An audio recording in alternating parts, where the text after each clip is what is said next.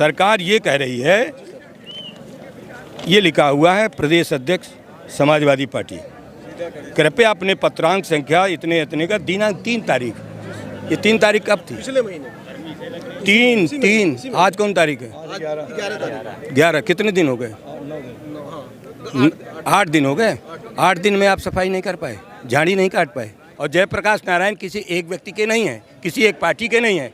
जयप्रकाश नारायण इस देश के महान आज़ादी के योद्धा हैं और जयप्रकाश नारायण ने इस देश के लोकतंत्र को बचाया है, जिससे हमको सबको बोलने की आज़ादी और आज हमको वोट। समाजवादियों का एक काम जयप्रकाश नारायण कन्वेंशन सेंटर, अब वहाँ पर समाजवादियों को जाने से रोका जा रहा है। हमारे साथ नरेश पटेल जी हैं। सर, आप लोगों ने इतना बड़ा जेपी कन्वेंशन सेंटर बनवाया और उसको पहले काम रोका गया, अब वहाँ पर समाजवादियों को जाने से रोका जा रहा है।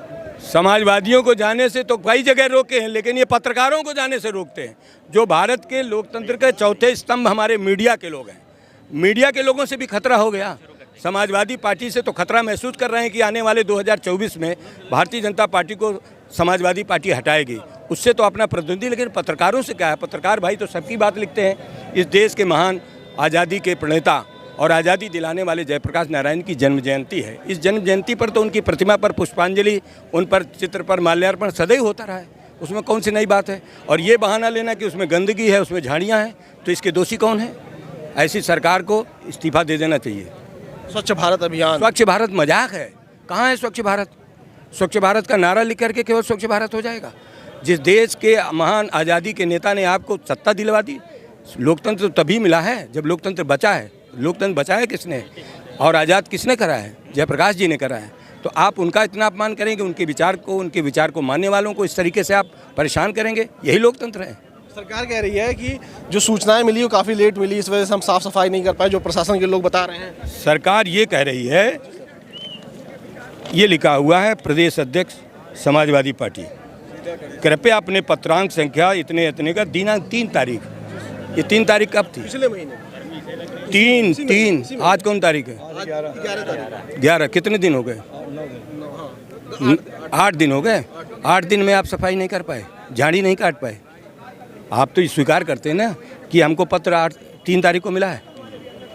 आपने खुद लिखा है, हमने पत्र और पहले भेजा, लेकिन जवाब आपने अचानक रात में दिया कि समाजवादी पार्टी वहाँ पहुँचेंगे, मीडिया के लोग पहुँचेंगे। खतरा तो मीडिया के लोगों से है कि मीडिया के लोग हमारी पोल खोल देंगे, हमारी बात दिखा देंगे, हमारी नाकामी दिखा देंगे। इसलिए रोका है, केवल हमको ही नहीं, आप सबको भी रोका है। इसलिए हम सब मिल करके इस देश में जो लोकतंत्र खराब कर रहे हैं उनको हटाएंगे। पहले तो सबसे बड़ा काम कि लखनऊ में और प्रदेश में जितना काम आप लोगों ने करवाया, लगातार कामों को रोका गया, मगर एक महत्वपूर्ण काम था।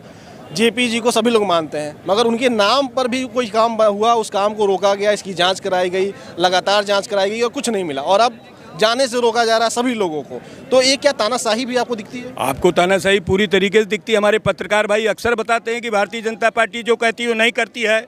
चाहे महंगाई की बात हो, चाहे बेरोजगारी की बात हो, चाहे किसानों के फसलों का मूल्य का सवाल हो, चाहे कुटीर उद्योगों की बर्बादी हो, हमारे मीडिया के भाई बराबर दिखाते हैं। और जयप्रकाश नारायण किसी एक व्यक्ति के नहीं हैं, किसी एक पार्टी के नहीं हैं।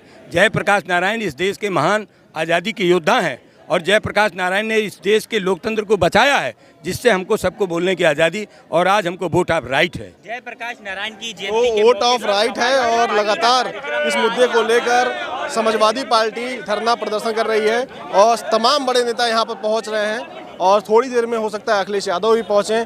मगर सबसे बड़ा सवाल ये है कि ये जो कन्वेंशन सेंटर है, जिसको इतनी बड़ी लागत से बनाया गया, इतने अच्छे से बनाया गया कि आने वाले समय में समाजवादी विचारधारा के लोग, स्वतंत्रता सेनानियों को अपने, और तमाम जो लोग हैं, देश के लोग हैं, वो स्वतंत्रता सेनानियों को अपने जान सकें, समझ सकें, उनको पढ़ सकें, तो उसको लेकर एक कन्वेंशन सेंटर बनाया गया था। मगर आज स्थिति ये है कि ताला बंद है, अंदर झाड़ियां हैं, सरकार खुद लिखित रूप से बता रही है। तो जब इतनी बड़ी लागत से कोई चीज़ बनती है तो उसमें झाड़ियां रहती हैं, उसका काम रोक दिया जाता है। क्या सही है? आपको क्या लगता है? कमेंट करके बताइएगा। नमस्कार।